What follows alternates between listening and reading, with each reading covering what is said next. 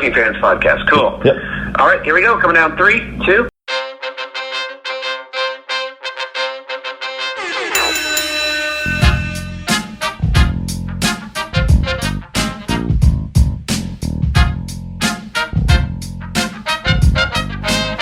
Welcome back for another week of the Working Fans Podcast. This is AJ. I'm the former wrestler. We've got Dave, the ultimate fan, here with us as we do every week. Our producer Joe likes to make us sound good and makes us look way more professional than we actually are. As always, you can find us on Twitter, that's @FansWorking, Facebook, Working Fans Pod. We've got email where you can reach out to us and please contact us to let us know what you think of the podcast and for any ideas that you might have. That's workingfanswrestlingpod@gmail.com. We're on Instagram where you can keep up with us at workingfanswrestling_pod. And then you can now listen to us on all major platforms, including Anchor.fm. We're on Google Podcasts, Spotify, Breaker, Overcast, Pocket Casts, Radio Public, Apple Podcasts, and you can actually check us out on YouTube. Now, it's important when you go onto the Apple Podcasts and YouTube, hit that subscribe button, give us a rating, let us know what you think so you can help us out and we can continue to do what we love and bring you guys in as fans. This is Amanda Field, Mike Verner, and you are listening to the Working Fans Podcast, a hell of a podcast, everything wrestling, everything life. Do yourself a favor, check this out. Guys, we're back with the 5-3-1 where we bring our top 5 list on a particular subject, debate it down to a top 3 list, and then we pick a top 1 from that. This week we're doing the top 5 defunct companies. Give you guys an idea of kind of what I'm looking at. I started off with WCW, and then I went even further back. Jim Crockett Promotions before that. I got ECW. I got WCPW, which is What Culture Pro Wrestling out of England. And then I've got World Class Championship Wrestling. Dave, what do you got? Well, I also have World Class Championship Wrestling. I got UWF Mid-South, one of my favorite promotions. Actually, quick story on UWF Mid-South. I had found them after I found NWA, AWA, and WWF, and I still remember one of the things that hooked me on them was that a babyface Ted DiBiase, who had been a heel, was going on the ramp to fight Michael Hayes, who was the Freebirds, and they were fighting on this ramp, and they were rolling down the stairs, and Jim Ross, you know I love those announcers, beating the hell out of each other, and Jim Ross is saying things like, this is the goddamnedest fight I've ever seen, these guys are beating the hell out of each other, and I still remember that, and that hooked me. UWF Mid-South, one of my favorites. AWA was also a good promotion. Nick Bockwinkel and Kurt Hennig, one of my favorite matches for the world title in that promotion. The Crockett promotion, I mean, what can you say? Flair, the Horsemen, the Call-Offs. And Florida Championship Wrestling, where I first saw Gordon Soley. And not only, I had seen Barry Windham in the WWF at the time, this was the first time I saw Kendall Windham, and the first time I ever saw Lex Luger. I think those are all great. I mean, I love your story about Jim Ross. I think it's nice to reflect back to when he could call a good match. Also, the Japanese. That we give thanks. Yeah, I think it's important now that we give thanks to Vince McMahon for making all of these companies defunct. Otherwise, we wouldn't be able to discuss this. Right. Shout out to Vince. Yeah, shout out to Mr. McMahon there. So I'm going to start off with Southwest Championship Wrestling. I know a lot of people are familiar with the Four Horsemen and are familiar with Tully Blanchard. His father, Joel Blanchard, actually owns Southwest Championship Wrestling out of San Antonio. And that is a place where a lot of people got their starts. You just saw young Shawn Michaels there. Ricky Morton was in that territory. Jose Lothario was in that territory. Just great storytelling, great wrestling. Gino Hernandez went back and forth between that territory. And then my next one on the list, the defunct, is actually the Houston territory. Believe it or not, the Houston territory was huge. And they had tremendous wrestling out of there. That's the territory that actually brought us a young Bruce Pritchard. And that was what he grew up on and enabled him to get his foot into wrestling and to be involved with the creative and then to go on to where he's become now. And Houston Wrestling just sold huge shows. And they were actually known for being one of the ones that actually paid the boys the way that they should be paid, which is probably why they went out of business. Another one is, of course, agreeing with you, World Class Championship Wrestling. They were another one out of Texas, ironically enough, Texas being that large of a state. They were out of the Dallas area. Everybody is familiar now with the Von Erichs and where they came from. But they didn't just bring us great wrestling. They brought us some of the technology and some of the things that we see now. They were the first ones to use cameras actually around the ring instead of just using the one hard cam. They were excellent at actually getting more of the emotion because of the way that they filmed it. And the other big thing that they brought us is that they were used music more for the ring entrances. So World Championship Wrestling, WCCW, World Class Wrestling, Texas was huge and innovative. My next one out there is actually Portland Wrestling. Portland Wrestling is where people like Billy Jack Haynes, Rowdy Piper got their start. And it was Don Owens up there in the Northwest who really pushed storylines. When you look at some of the stuff that you saw in ECW, if you go back to the mid-'80s, you will see a lot of that, what we called hardcore wrestling, really start off in the mid-'80s with some of the battles that they had in the Portland area. And then my final one, and I think one that we can all agree on, is Florida Championship Wrestling. You just have so much talent that came through Florida Championship Wrestling. Your Dusty Rhodes, your Magnum TA was down there for a little while, believe it or not. The Grahams. I mean, we don't have time to go down the whole list of everybody who wrestled in Florida Championship Wrestling. We got also a couple of listener lists. One, again, Jesse from New Hampshire. He selected ECW, AWA, UWF. He also picked a couple that we didn't, USWA, and he's a little younger than us, so he was a fan of Wrestling Society X. Wow, that's a good one, actually. And another one, Sheaf from the Burnt Basement, he picked WCW, ECW, FMW out of Japan, Mid-South, and Smoky Mountain. We were talking about setting up the next one off of our list. I wasn't looking at your listeners' list here. Oh, okay. So we're going to take that in consideration. First off, what Mid-South is talking about? The Tennessee version or the UWF Mid-South? Because UWF was also Mid-South wrestling. He just was Mid-South. I'm going to assume it's just the whole... Okay. I would say I would that... like to actually point out that you guys keep leaving the door open and these listeners keep getting involved. It's a little scary. They keep coming in with good ideas. I don't know if this is something we can maintain. I'm going to say based off this list, like I feel like UWF was on my list. It's on Jesse's list. Oh, but is that it then? So maybe... Well, I know matching, we've got Florida Championship Wrestling. We definitely have that. And World Class both have matching for multiple lists. Do some face-offs to decide this, because we got a few that are on multiple lists. So first up, I'm going to do ECW popped up on a couple lists, WCW popped up on a couple lists. That'll be the first face-off. Oof. Well, I mean, WCW made the biggest hit, there's no doubt. I mean, WCW brought us the NWO. But I mean, I'll make the argument for ECW, just say in terms of passion, like ECW DVDs came out years later and skyrocketed in sales and did better than anything that was like current for like WWE when they were producing their own video collection. Yeah. So that fan base, there's still people like in Impact Wrestling in the last year or two to do like ECW tribute shows. So I mean, you could argue, okay, so the fan base and the legacy of ECW definitely lives on, but an overall impact, there's really no arguing what WCW did. However, here's where I am going to argue. WCW, are they a territory? Well, that's an interesting point, right? Because this is territory promotions, right? So... This is just defunct promotions. Whereas ECW actually was a regional base down in Philadelphia, was WCW actually regional based? So I guess the question is, well, Joe's saying it's just defunct promotions. If it's just defunct promotions, then I mean, to me, there's no greater impact than WCW. Yeah, if it's defunct promotion, you got to put WCW on there. I just didn't think of them in that way. That's my bad. Right, no, but if it's a regional thing, I would agree, right? And WCW was essentially WWF.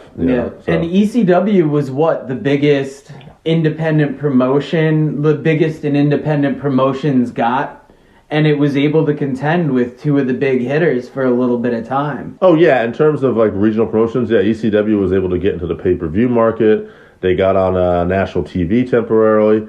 I mean, unfortunately, that's kind of where they started to self-destruct.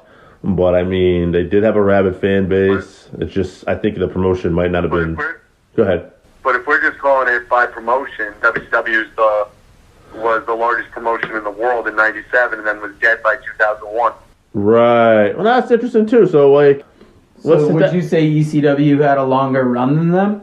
Or it was about the same amount of time? Yeah. Right? So I would give WCW the win on this one. Yeah, it's not technically a longer run because WCW started in the 80s, whereas ECW didn't start until, 93? Yeah.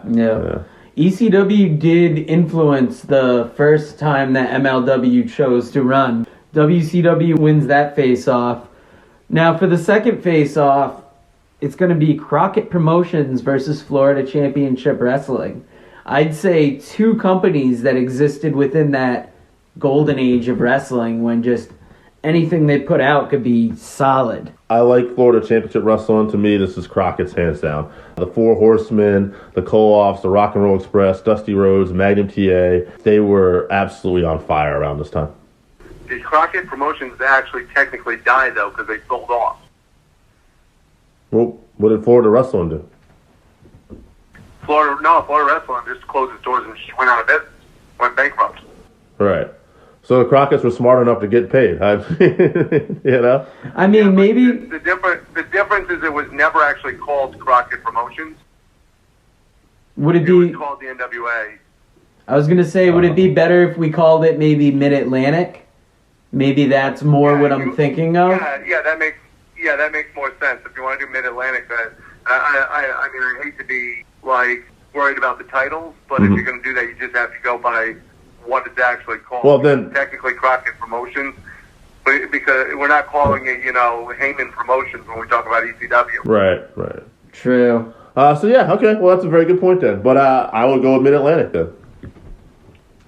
Yeah, no, Mid-Atlantic was tremendous. And absolutely, I agree 100%. Mid-Atlantic will go over Florida, even though Florida gave us a wealth of talent. I mean, you talked about it earlier, but Kevin Sullivan, Mark Lewin, Bob Cook came out of Florida. But Mid-Atlantic just reached farther. Yeah. Mid-Atlantic is what ended up being your NWA and the... WCW. In 1983, Mid-Atlantic was a small regional section of the NWA. By the time you get to 1987, 86, 87, Mid-Atlantic is what you think of as the NWA. All right, so now for our last face-off, we got the UWF, Mid-South conglomeration, we'll call it, versus World Class Championship Wrestling. Ooh, me and Dave are going to disagree on this one. Yeah, I know I'm just going to go UWF Mid-South on this, but this is tough. I want to be fair. You give me your reason why World Class should be in there, because I know that's where you're going automatically. Because you're a Von Erich and Freebird Mark. Go ahead. Yeah, well, first of all, Freebirds were in both, but that's neither here nor there. That's true. Yeah, World Class, like I said before, they were just so innovative. When you talk about the stuff that we do now, those camera angles you see in the WWE, the music you see used with that throughout wrestling, that all comes from World Class Championship Wrestling. The mind behind World Class Championship Wrestling for much of the run, everybody always wants to give it to Fritz Von Erich. It's actually Gary Hart. And Gary Hart was such a great mind for wrestling and from the talent that came through, whether it was Kerry Von Erich versus Ric Flair, whether it was sportatorium shows, whether it's just one of those things that they just were tremendously ahead of their time.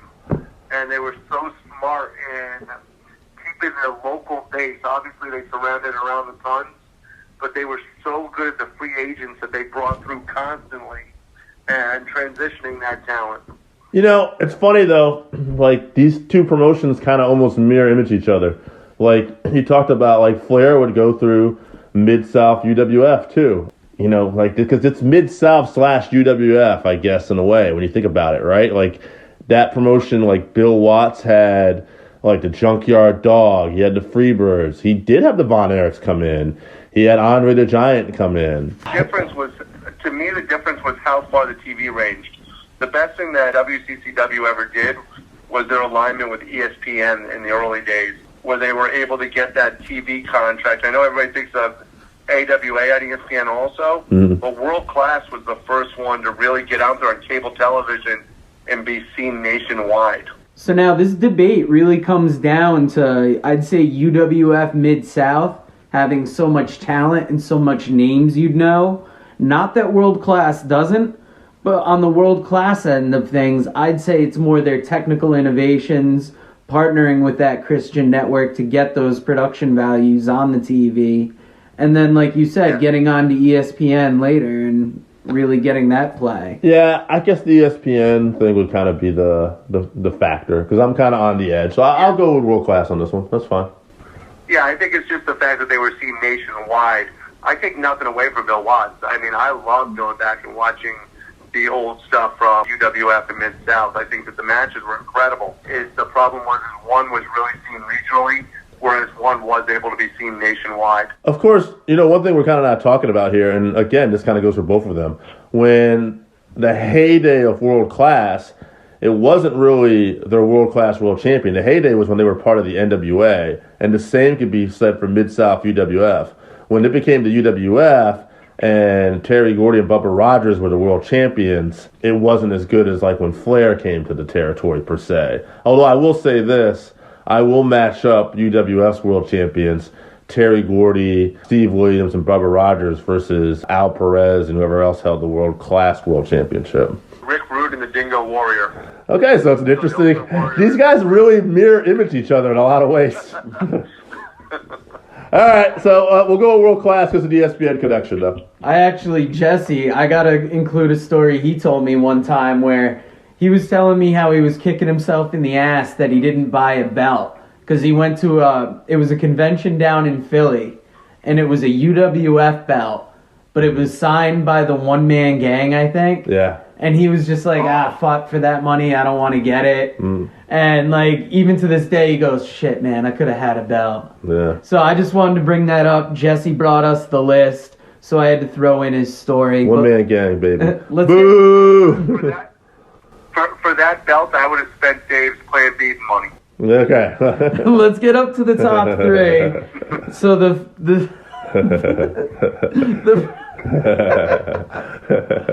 all right. The promotions we ended up with were WCW, Mid-Atlantic, and WCCW. Who's the first to go out in this group? It's kind of tough. I mean, you could argue that WCW and Mid-Atlantic almost bleed together, because when I said Crockett earlier, I was trying to differentiate between that WCW time that I remember, like late 80s, right before Nitro. To me, Mid-Atlantic is cut off in 85. I think it goes a little further than that, though. Yeah, I guess you could go into 86, but I'm pretty sure they stopped calling themselves Mid-Atlantic in around, it's got to be somewhere 85. And that might be where it gets kind of muddy, because, when they start merging, you see things. So, who goes first? WCW, Mid-Atlantic, or WCCW? So, what's the criteria here, then, I guess? The biggest impact... I'm just saying, like, top 5 defunct promotions. It doesn't necessarily have to be Impact. No, I know. Almost like a favorite. Well, if we're going for personal favorite... So, I was going to say, to me, I would eliminate Mid-Atlantic first, and then go WCCW versus WCW. And the reason why is because there is the muddying of the water there. Okay, but... Yeah, because most of the people that were in Mid-Atlantic... eventually made their way back to WCW. All right, that's fine. All right, we'll move on. Like that big Paul Jones push. I mean, I do like both periods of it because Mid-Atlantic, it almost feels like the more classic WCW, where sometimes if you say WCW, people are going to think Nitro, the 2000s. Yeah. Well, I guess what I'm saying is, too, like, if we're looking at, like, best promotions of all time, do you talk about a company that had the biggest impact, but it also had a very short stint on top? So I guess what I'm saying is, you know what I mean? I think it's however you could qualify it in an argument. Like, I would argue WCW over Mid-Atlantic because Mid-Atlantic, I have a historical appreciation for, but I grew up with the late 80s WCW Saturday Night, Right. and I would consider that more the standout for me. Yep. Even though, like, I've got the Mid-Atlantic House DVDs that Cornette released, and they're amazing. Right. But for me, So here's the thing WCW is about where it's at. Here's the thing about Mid-Atlantic 1982-83. If you watch Mid-Atlantic from 82 to 83, you're basically watching the WWE, what's going to be the WWF of 1984, 85. They took a lot of their talent from that Mid-Atlantic area, your Rowdy Pipers, your Sergeant Slaughter, your Bob Orton, they come from that area. Those are the people, Greg Valentine, Tito Santana, Jake Roberts. Those are guys that came out of Mid-Atlantic that by 1984-85 are your Intercontinental Champion, your main event at WrestleMania, the list just goes on and on. So Mid-Atlantic definitely had an impact. All right, so between WCW and WCCW, who takes the top spot? I got to go with WCW. At the end of the day, they had a bigger impact. And as much as I didn't love World Class, like, honestly, not even talking about the NWO period, some of my favorite WCW wrestling, if we're looking at, like, favorite, I mean, we're talking the Steiner Brothers, the Road Warriors thing with the flat top. I know most people love Crow Sting. Midnight Express. Yeah, Midnight Express. And actually, that was probably Lex Luger's best area. Like, he was never the same after that time period. But, yeah, that whole time period for WCW was pretty good. Flair Funk, obviously, too. Okay, so I know you're expecting me to argue WCCW, but I think you're forgetting that when it came to WWF versus WCW, I was WCW all the way. Sure. And I still consider WCW to be the greatest promotion of all time.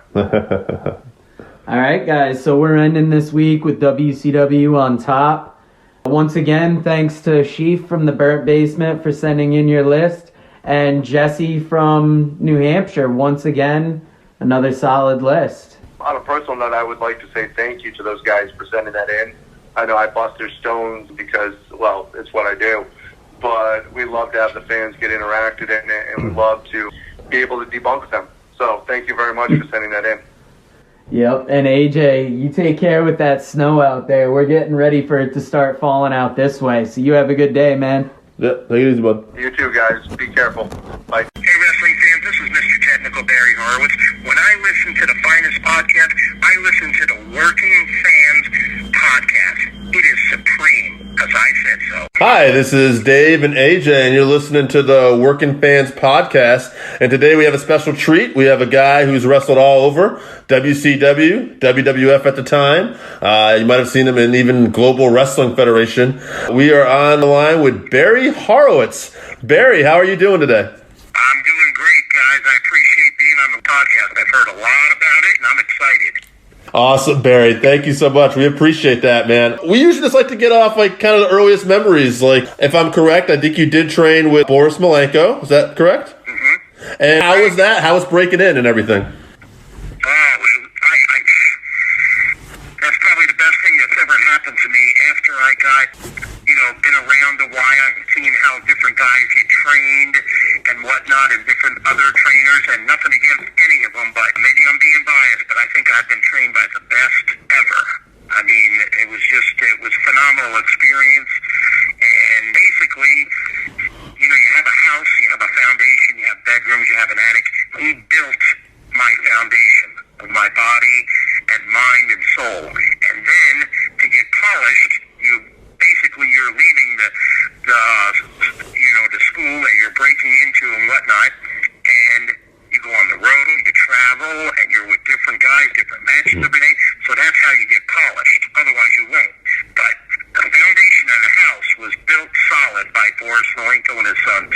That's awesome, man. Mm-hmm. That's good. And we had Bob Cook on. I think he said he was trained by Boris, too. Would you guys have been there around the same time? No, we weren't. I think I don't know if I was in the first or second class of his beginning of his school. The only ones that really made it out of our class, really, is myself and Al Perez.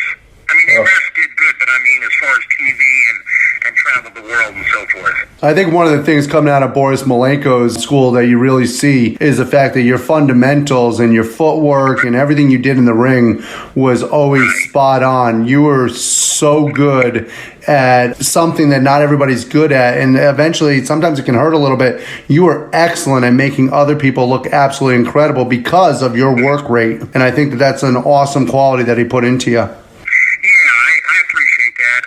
It's just, it's first of all, it's the hunger for the business and wanting to do this. That's me as an athlete. And then the rest is following direction, keeping your mouth shut, listening to the master.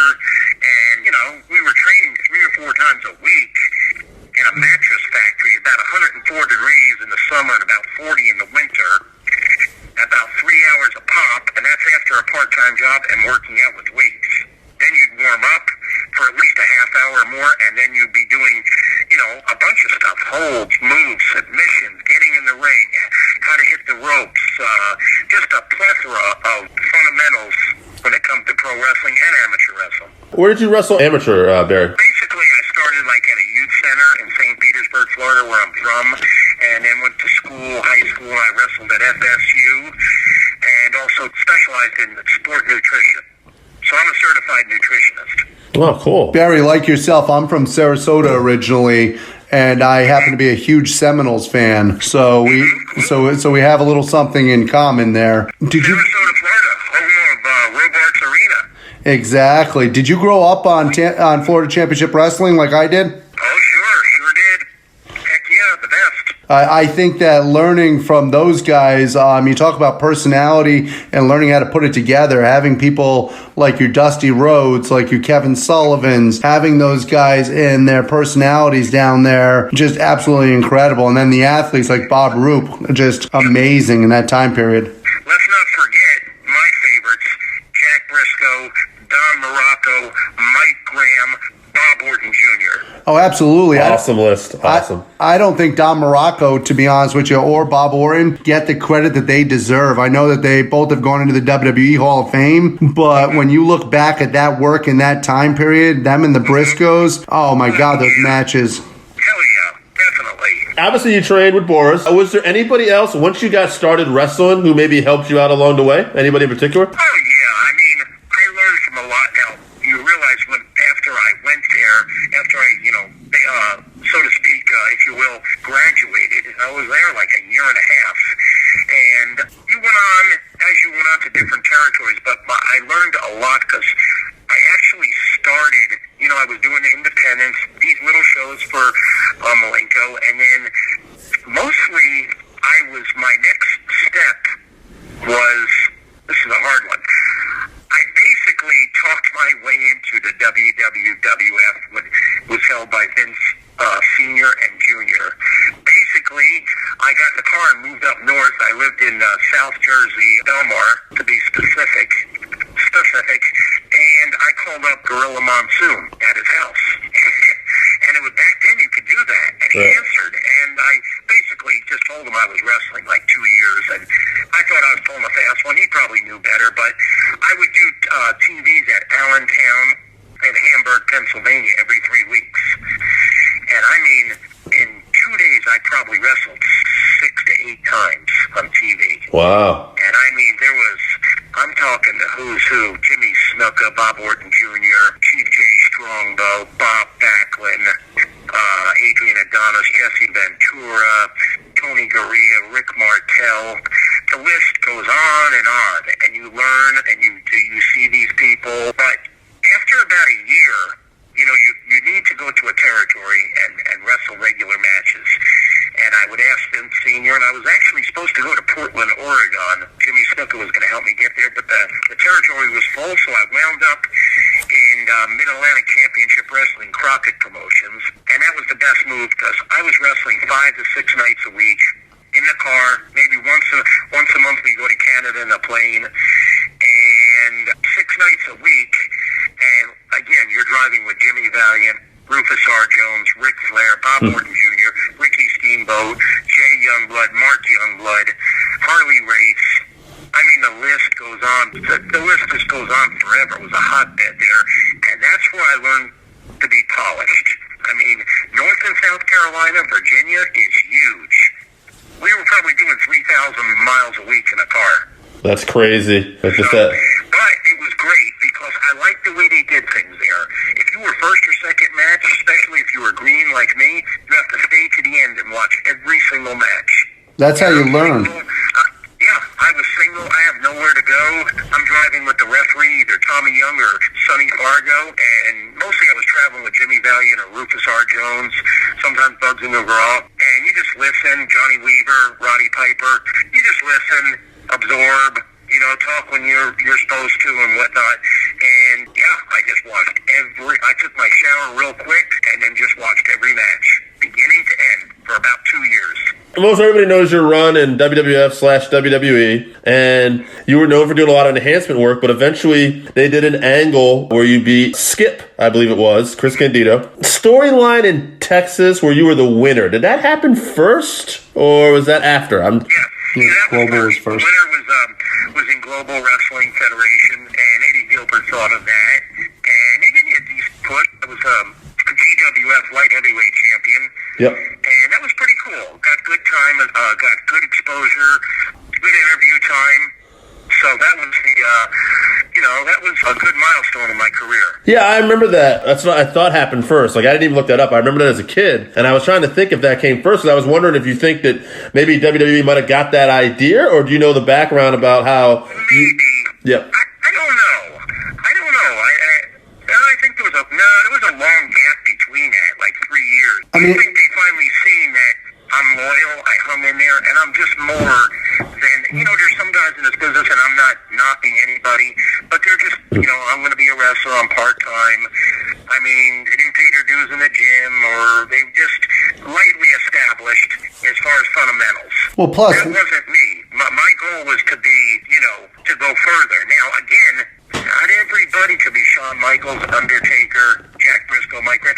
You got to have a winner and a loser. I mean, the Patriots lost last week, 2 weeks ago. I mean, that broke my heart, but it does happen. It has to be. I mean, it's just the way it is, and you could take it or leave it. So I strive for the best I can, and I think they noticed my striving and initiative, and finally did something with me. But let's face it, even those superstars that you mentioned, like The Undertaker and Shawn Michaels, if they don't have somebody that they can work with and tell a story in the ring, then they don't get to where they are. And without Barry Horowitz, those guys wouldn't have gotten as far as they did. Right, because they could go in there and pull off a match, and they're over on TV, and that gets you only so far. And then if you have a crappy enhancement guy, it'll bury you. If he don't sell that tombstone right, if he don't do this right, if you got a crappy ref, remember now, he's the third man, that could kill a match. Yeah. So, if you have somebody like myself, or I'm just thinking, people like Tim Horner, Brad Armstrong, Reno Riggins, Ben Jordan, you have guys like that, the match gets over. Not Barry, not Shawn, the match gets over. That's what a lot of people miss. And if you have that, you go from good to great.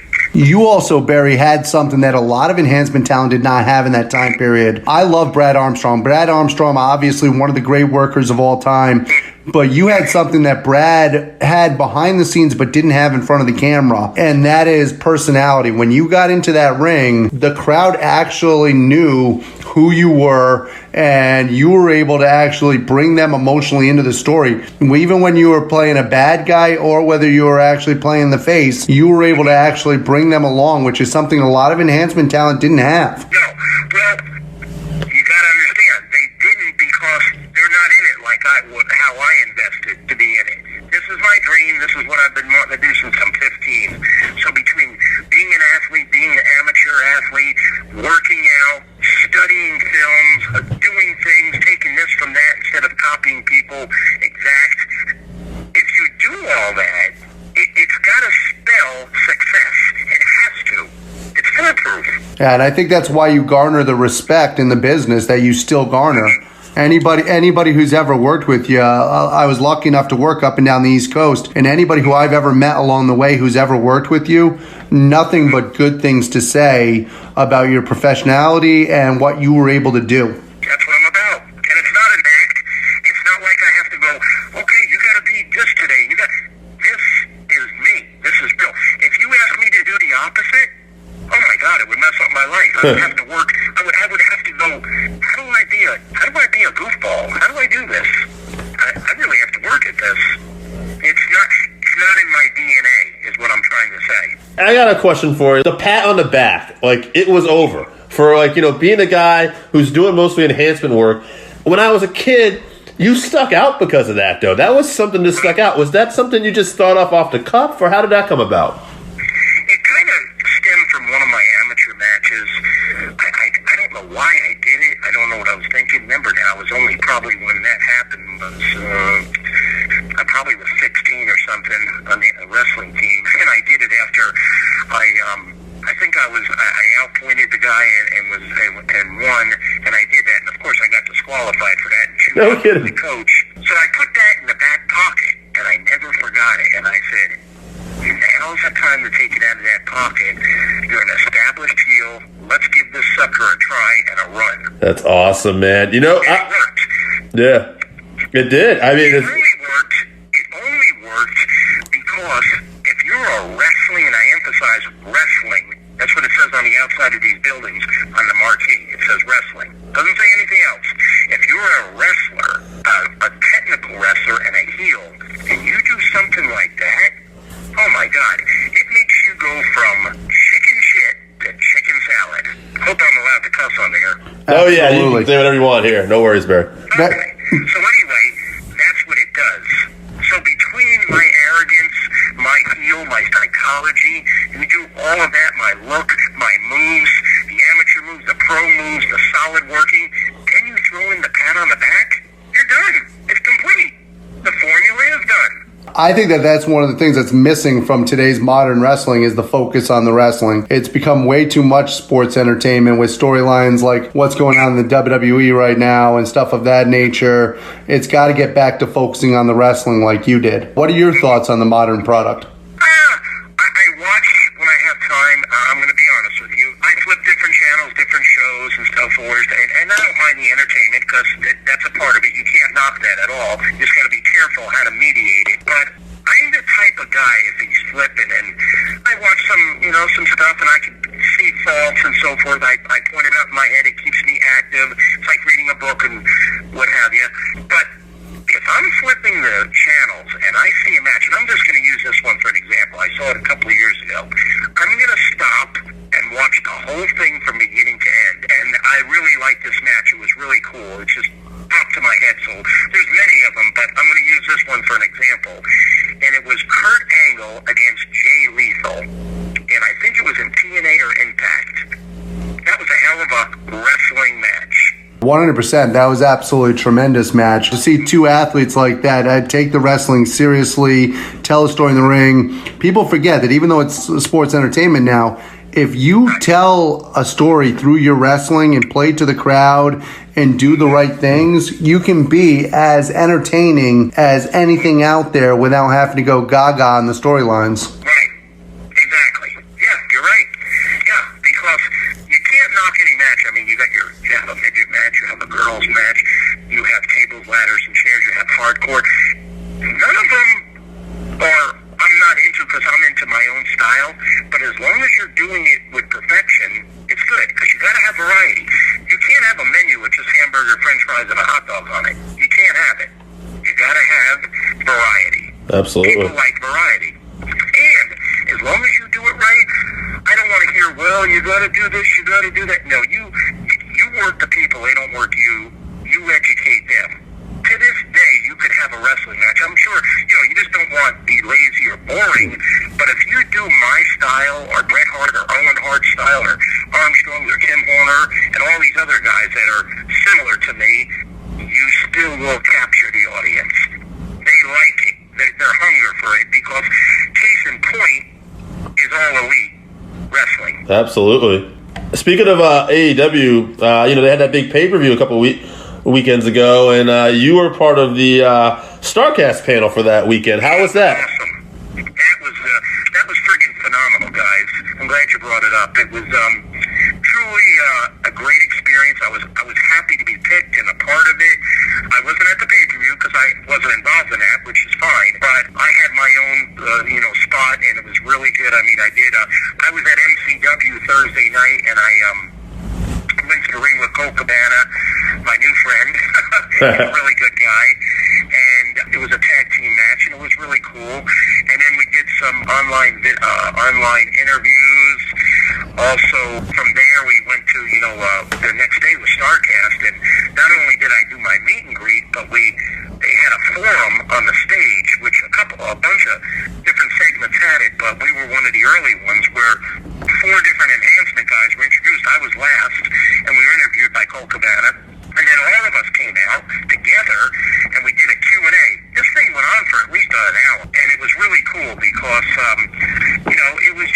it was a little bit different thing. There was a lot of shooting going on and stuff, and, today's fan, you're a good, smart wrestling fan. You don't want to try to fool them because it's not cool. If you start, lollygagging and start defending certain things, I mean, there's certain things that they don't need to know about or you don't need to discuss, that's fine. But if you try to kayfabe them or do something like that, they know better. They're the audience, but they're almost part of it. They know better. One other thing I wanted to ask you too, Barry, was like I said before, we had Bob Cook on, and what do you think it is? Like, I mean, a lot of the enhancement guys are really good at talking and telling stories too, but it's not like you guys necessarily got a lot of mic time in the major feds, but you come off like so polished and just great storytellers. You think there's something to that? Well, yeah. Now, you got to realize now, I did a little bit in WWF, but WCW, Global, all of my independent leagues, small, Smoky Mountain, all of this, I did interviews. I did camera work, but I also watched the best do their promos. And I mean the best. I mean, the top of my head, Ric Flair, Arn Anderson. Are you kidding me? These promos are world class. And I'm watching different storytellers and, just getting different things. Babyface interviews, Jack Briscoe's interview, Mike Graham, heelish interviews like Bob Orton Jr. and stuff like that. So you think now, you gotta, copy, but you absorb. So you think about all that, and then of course you go over it in your mind too. And, you practice.